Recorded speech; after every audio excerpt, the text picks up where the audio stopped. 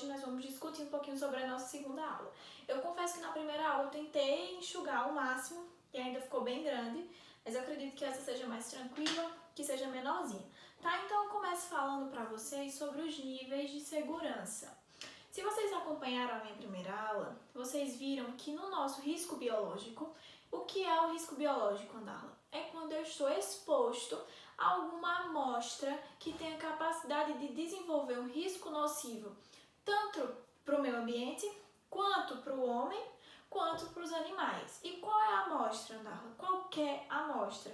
Pode ser uma amostra de sangue, uma amostra de urina, uma amostra de fezes, não importa, tá? Uma peça anatômica que vai fazer uma biópsia. Então, se ela é qualquer tipo dessas amostras, ela é classificada como uma amostra que tem capacidade de desenvolver um risco biológico.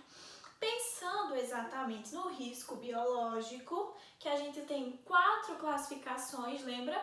Classe 1, classe 2, classe 3, classe 4, que eu discuti com vocês na aula anterior. Existem os níveis de segurança, tá? Que eu tenho também 4 níveis de segurança. Então, está relacionado. O nível de segurança 1 está relacionado com a classe 1, daqueles meus micro-organismos que a gente falou lá, tá? Nível de segurança 2, classe 2. Nível 3, classe 3. NB, que é nível de segurança 4, é a classe 4, tá? Então, não tem muito mistério, não. Então, se eu for trabalhar com micro-organismos que são de classe 1, ou seja, baixa capacidade de causar uma doença individualmente e baixa capacidade de desenvolver algo para a comunidade, eu digo que o nível de segurança do meu laboratório é 1, certo? Se eu faço classe 2, é nível 2. Espero que vocês consigam entender. Então, o que é que diz respeito a isso? Diz respeito a toda a questão arquitetônica, toda a questão de EPI, EPC, ou seja, de equipamento de proteção individual, de proteção coletiva, que vai ser usado naquele laboratório para lidar com aquele micro-organismo. Tá? Então, eu trouxe para vocês que obedecem critérios mínimos para o projeto arquitetônico, barreiras primárias, que são os equipamentos de contenção, e para as práticas padrões e essenciais necessárias ao laboratório. Tá? Então, depois que a gente conversa sobre isso, que é algo tranquilo, o nível de segurança vai estar sempre relacionado com a classe que aquele micro-organismo ele é colocado, tá? A gente vai falar um pouquinho sobre os POPs.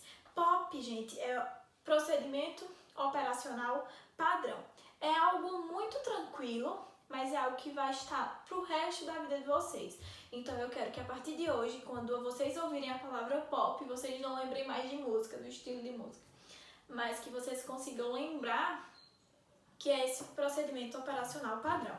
Por exemplo, se no seu laboratório você faz todo o processo, né, da análise física da urina, por exemplo, se para isso existe um POP, como é que é feito? Eu coloco a fita, depois de quanto tempo eu tiro a fita, depois de quanto tempo eu leio, como é que eu coloco, como é que eu desprezo, tudo isso ele precisa estar registrado. Para quê? Qual é a necessidade? Qual é a grande sacada do POP? É porque naquele dia, se a pessoa não pôde ir por um acidente, doença, enfim, entrou de férias, qualquer pessoa que chegue lá e leia aquele POP, ela é capaz, certo? Ela é capaz de realizar aquela mesma atividade, tá? Então, vocês vão fazer muitos POPs ainda. O POP, ele não está escrito em uma linguagem rebuscada, formal, não. O POP, ele é escrito em uma linguagem tranquila, que qualquer pessoa consiga ler e entender. Não, primeiro eu faço isso, depois eu faço isso, certo? Então, POP é isso. Certo? Medidas de biossegurança laboratorial. É agora que a gente entra realmente na parte do laboratório. Tudo que eu falar agora não tem mais relação com outros empregos, como a gente já tinha mencionado lá na nossa primeira aula, como riscos que não são inerentes da prática laboratorial. Então, o que eu vier a falar agora, eu estou falando com relação aos riscos que diz respeito à prática laboratorial, tá? Então, são medidas que vão desde a recepção, quando a recepcionista dá o bom dia, quando a recepcionista pega aquela amostra de urina ou de fezes, que muitas vezes são entregues na recepção, até o momento em que eu emito o laudo, desde o momento que eu assino o laudo. Então, desde quando eu pego a amostra, faço a coleta da amostra, até a liberação do laudo, eu preciso de uma biossegurança. Eu preciso garantir a segurança do meu trabalhador e a qualidade do exame, certo? Então, o objetivo da biossegurança é prevenir e reduzir os riscos para os profissionais do laboratório e para a comunidade, bem como o meio ambiente. Então, algo que eu já tinha conversado com vocês na primeira aula, mas que vale sempre a pena, quando eu falo em biossegurança, eu falo nisso, gente. Eu falo em medidas que visam prevenir e reduzir riscos, porque existem alguns riscos, o risco biológico, por exemplo, ele é inerente. Se eu trabalho com amostras biológicas, eu vou ter o risco biológico, mas eu quero prevenir e reduzir esses riscos para garantir o quê? Proteção do trabalhador, proteção da comunidade e a proteção do meio ambiente. Eu lembro que quando eu dei essa aula, pessoalmente, muita gente me perguntou como assim o meio ambiente? E o meio ambiente está muito relacionado quando a gente vai fazer o descarte dessa amostra. Eu preciso fazer o descarte corretamente. Imagine se eu pego um tubo de sangue e descarto na minha lixeira, que vai ter o rapaz do lixo que vai pegar, e se quebrar aquele tubo? Vai ter o rapaz que vai pegar lá no lixão, vai separar esse lixo, enfim, a gente tem que pensar em tudo isso, beleza? Então, adequação do ambiente laboratorial, higiene pessoal, imunização da equipe do laboratório, uso de EPI e EP6, capacitação dos profissionais do laboratório, utilização de processos adequados e seguros de limpeza e descontaminação, estabelecimento dos procedimentos a serem seguidos em casos de acidente. Então, tudo isso a gente vai discutir na nossa aula de hoje, tá? Quando eu falo de adequação do ambiente laboratorial, eu estou falando em quê? Eu estou falando na iluminação adequada, eu preciso ter uma iluminação adequada, controle de temperatura. A gente sabe que quando a gente mexe com amostras biológicas, a temperatura precisa sempre ser monitorada. Eu fiz estágio no banco de sangue e a gente monitorava a temperatura 6 vezes ao dia. Então, 6 vezes ao dia a gente monitorava qual a temperatura da nossa sala e tinha que registrar, certo? Em um laboratório a gente faz isso 1 vez no dia, 2 vezes ao dia, dependendo do laboratório, certo? Portas e janelas devem ser mantidas fechadas, tá? Por quê? Porque gera, gente, aerosóis. O que são aerosóis? São essas partículas que ficam suspensas. Então, eu abri um tubo, gerou aerosóis. Se eu deixar aquela janela aberta, o que é que acontece? Eu posso estar colocando esses aerosóis para causar um risco à comunidade, certo? Além disso, manter as janelas fechadas está relacionado com a manutenção da temperatura. Se eu tenho que manter uma temperatura no ambiente, os laboratórios têm que estar sempre com portas e janelas fechadas, tá? Gerenciamento dos resíduos sólidos. Todo laboratório, ele precisa gerenciar os seus resíduos. O que são resíduos? É o lixo que vai ser formado pelo seu trabalho. Então, gerenciamento para eliminação de lâminas, de agulha, de tubo, tudo isso, se for jogado, ele precisa ser colocado em um local adequado e uma empresa adequada precisa vir fazer a coleta desse material, descontaminar e jogar, certo? Bancadas revestidas por material não poroso é outra questão bem importante, porque a gente trabalha com amostras fluidas, seja sangue, seja urina, a gente vai trabalhar com amostras fluidas. Então, se eu coloco uma bancada que possa absorver aquele material, eu não consigo fazer uma limpeza adequada. Então, por exemplo, bancadas que são feitas de cerâmica, de azulejo, e tem um rejunte no meio, por exemplo, aquelas bancadas elas não estão adequadas, porque aquele rejunte ele é capaz de absorver aquele líquido, aquele fluido. Então, não pode, material poroso não pode nas bancadas. Por quê? Porque ele vai fazer a absorção dessas amostras, certo? Sinalização do local onde estão instalados os EP6. A gente vai conversar nas próximas aulas, mas EPI, equipamento de proteção individual. EPC, equipamento de proteção coletiva. lava-óleo, incêndio, extintor, na verdade. Então, o que acontece? Precisa estar sinalizado onde eu encontro. E como é que eu faço para usar também? Isso tudo precisa estar sinalizado, tá? Por exemplo, acontece um incêndio no laboratório, você não sabe onde tem o extintor. Adianta de que ter o extintor? Nada. Então, precisa ter uma sinalização e uma instrumentação, uma orientação de como usar determinado equipamento, tá? Fornecimento de proteção individual. Acabei não falando na aula anterior, mas é dever do local onde você trabalha lhe garantir, lhe fornecer os equipamentos de proteção individual que você necessita. Luva, touca, máscara, jaleco, é obrigação do laboratório. E é obrigação sua usar e cobrar esses EPIs, tá? E sinalização das saídas de emergência. Beleza? Então agora, organização e manutenção. É algo que vocês vão acabar aprendendo na prática, mas não existe um técnico em análises clínicas, não existe um biomédico que ele goste de desorganização. O biomédico e o técnico, ele precisa aprender a trabalhar em locais organizados. Então a bancada só deve ter aquilo que você vai usar, certo? Ela deve ser mantida limpa. Quando você chega para trabalhar, a bancada está limpa. Quando você sai, você limpa e organiza a bancada, tá? É algo que vocês vão ver muito na prática de vocês, essa questão. Não se deixa a bancada desorganizada, de jeito nenhum. Se você pegou, você guarda, tá? E a gente sempre faz a higienização das bancadas com álcool a 70, que depois a gente vai conversar a diferença de asepsia e antisepsia, tá? Então a gente faz a antisepsia nas bancadas a partir do uso de álcool a 70, certo? Outra coisa que a gente vai conversar é sobre os cuidados pessoais, que são os cuidados que não mais diz respeito à estrutura laboratorial, mas sim ao seu comportamento como profissional, tá? Cabelos e barba. Mulheres que têm cabelos grandes, homens que optam por ter cabelos grandes, precisam usar touca. Se você é homem ou mulher e tem um cabelo curto, bem baixinho, você pode tranquilamente ficar no laboratório sem o uso de touca, certo? Mas se você tem cabelos longos, você precisa fazer uso de touca. Uma outra questão são os homens que têm barbas, tá? Então, se a barba for grande, a direção do laboratório vai lhe convidar, né, mandar que você tire, certo? Porque pode ter riscos. Na centrífuga pode enganchar, certo? Você pode bater com o cabelo em determinado local, você pode estar exposto a determinados riscos.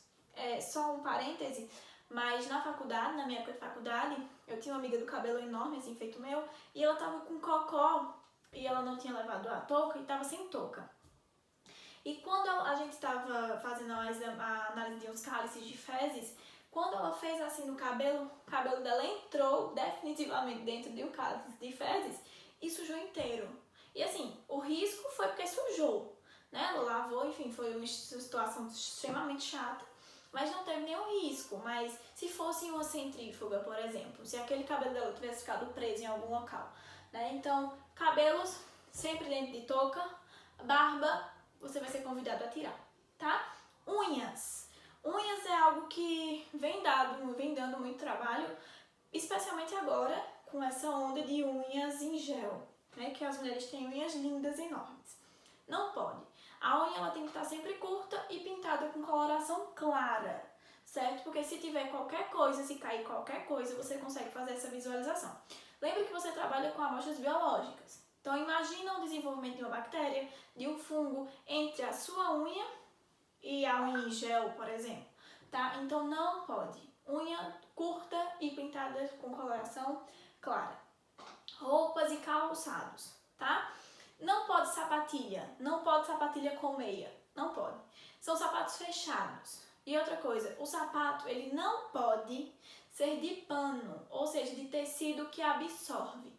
Eu amo aqueles sapatinhos tipo All Star, eu acho super confortável, mas no laboratório eu não posso. Porque se pinga um pingo de sangue nele, ele absorve, ele é de pano, ele absorve, não pode. Tem que ser tipo um couro aqueles couro fakes, que eu não sei o nome, mas que você consiga passar um pano, um papel e consiga limpar aquela superfície, tá? Blusa não importa muito, porque você vai estar com jaleco por cima, e a calça não pode ser calça curta, que a gente chama de coronha, né? Não pode. E não pode ser aquelas calças destroy, aquelas calças que tem um monte de buraco. É uma calça, certo? Comprida, totalmente completa, sem rasgões. Lentes de contato. Eu tenho amigas que usam óculos e que não gostam de manusear. No laboratório, eu tiro e boto o óculos, não sabe onde coloco o óculos, mas é ideal do que você usar lente de contato.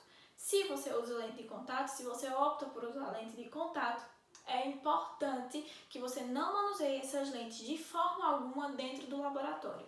Deixa para mexer isso em casa. Cosméticos, principalmente quando eu falo de maquiagem, principalmente no caso das mulheres, tá? Não deve se usar maquiagem no laboratório. Eu sei que está relacionado muito com a autoestima de algumas meninas, mulheres, e usam e não tem pra onde. Mas o que é que acontece? O que é que eu gosto de mostrar? A maquiagem, ela serve como tecido de absorção. Então, o micro-organismo, quando bate nessa maquiagem, lembra que é tudo microscópio, você não consegue ver, mas ele se adere. É como se ela fosse uma colinha e ela adere a esses micro-organismos. Então, não é ideal, de maneira alguma, o uso de maquiagens, tá? Adornos. O que é adorno? Pince, brinco, colar, anel. Não pode, certo? Não pode, porque pode ter o desenvolvimento de algum micro-organismo por baixo e você não veja, e você pode carrear. Chega aquela coisinha aqui no seu brinco, o micro-organismo se instala ali no brinco, no colar, no pince, você vai para casa e tem contato daquele material com outras pessoas, tá? Então não pode. Cuidados pessoais no ambiente laboratorial. Isso é bem do bom senso, mas eu vou discutir com vocês. Alimentos e bebidas. Não pode. Laboratório não é para estar comendo, tá? Você tem que ter um local específico, tem que ter hora de almoço, você tem que obedecer essas regras. Sai do laboratório, sai da área técnica, pelo menos, para você comer, certo? Rádio, TV, fone de ouvido, celular, não pode. Você está lidando com qualidade, você está lidando com milhares de pacientes ali. Então, qualquer descuido é fatal. Você pode entregar um exame de uma pessoa que não era para aquela pessoa, tá? Então, não pode. Nenhum tipo de distração. Ventiladores, não pode, tá? Por quê? Porque ele vai dispersar esses aerosóis. Então, no laboratório, na área técnica, não pode ter ventiladores. Andar-la pode ter ar-condicionados? Pode. E deve, inclusive. Mas a limpeza desses filtros, ele deve ser feita por uma equipe especializada, né? Porque vai limpar o filtro e com certeza ali vai ter milhares de micro-organismos, então tem que ser uma equipe capacitada para fazer esse tipo de desinfecção, tá? E presença de pessoas estranhas ao serviço, não pode, principalmente se for criança. Filho, neto, parente, não pode, tá? Porque você está expondo uma pessoa que não precisa estar exposta àqueles riscos. Depois que a gente fala nisso, a gente fala em uma coisa extremamente importante que está em alta agora, que é a higienização das mãos. É algo que vocês já estão cansados de saber. Mas a higienização das mãos, gente, ela é a principal forma de evitar a transmissão cruzada em um ambiente hospitalar, em um ambiente laboratorial. Então, se você pega uma coisa contaminada aqui, pega outra coisa contaminada que outra pessoa pega, você vai gerando essa difusão daquele micro-organismo, tá? Então, a lavagem adequada das mãos é essencial. Evite infecções cruzadas, é essencial. Com água e sabão, na ausência de água e sabão, você pode usar o álcool a 70%, né, em gel, e é a principal via de disseminação de micro-organismos. Beleza? Então, existem vários vídeos na internet de como higienizar essas mãos. Então, seria ideal que vocês conseguissem ver como higiene das mãos, passo a passo da higiene das mãos, para que vocês consigam assistir e entender como é que acontece todo esse processo de higienização das mãos. Que a gente acha que é uma besteira, mas que é super importante. Então, foi isso que nós conversamos na nossa segunda aula. E qualquer dúvida, podem me procurar.